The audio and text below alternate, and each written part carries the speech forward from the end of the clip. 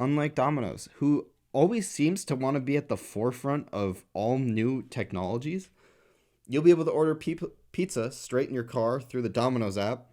Now, basically, from my understanding, is you'll have to create an easy order, which is basically a pre-made order that the app knows is like a normal thing you want to order, and then from there they'll go and you just basically click it or ask Siri to order that order, and Domino's will let you do it through the car, which is pretty cool. So instead of being able to call the order, you'll be able to, tap to order on the CarPlay or ask Siri to order for you through CarPlay.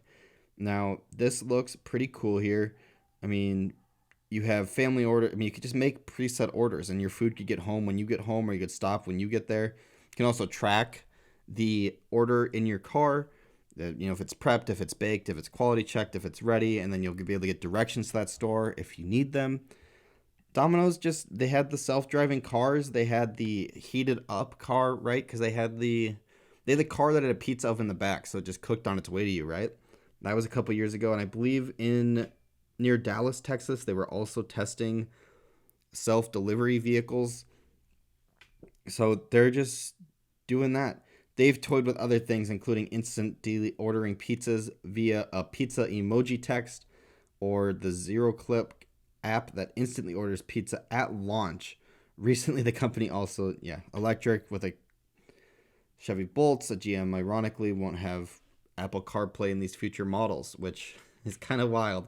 These cars are becoming like iPads, and you drive them, and Apple CarPlay and Android Auto are kind of quickly being pushed away, which is fascinating to see when how poorly your phone plus your car kind of interact, even with Android Auto and CarPlay.